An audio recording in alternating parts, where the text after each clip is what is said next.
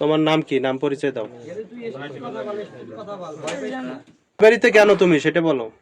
নিয়ে আসছে কে নিয়ে আসছে? অপূর্বর আম্মু আন্টি। কোথা থেকে নিয়ে আসছে? ফেরিগেট ফেরিঘাটে কেন গেছিলা? দেখা করতে। আর তোমাদের সম্পর্ক কত বছরের? 1 বছর। এখন কি করতে চাচ্ছ তোমরা? তো আমার কইছে মুসলিম হয়ে যাবে। তারপর বিয়ে করবা? হুম। কি তোমার কি কোনো চাপ দিছে বা তোমার কোনো ভয়ভীতি দেখাইয়া কি এই সম্পর্ক এই পর্যন্ত নাকি, না নিজ ইচ্ছেই করছো? না, ও বলছে ও মারা যাবে যদি আমি ওর সাথে কথা না কই। তুমি কি চাচ্ছ ওরে বিয়ে করতে? অপূর্বরে বিয়ে করবা তুমি? হ্যাঁ, যদি মুসলিম হয়। হিন্দু হইয়া তুমি বিয়ে করবা না? না। ও যদি বলে যে হিন্দু হইতে হইব ওরে বিয়ে করতে হলে?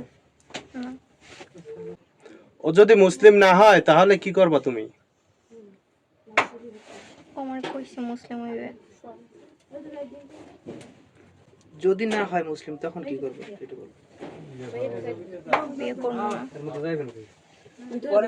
না। কতদিনের প্রেম তোমাদের সাথে বলো, কেটা অপূর্বর সাথে?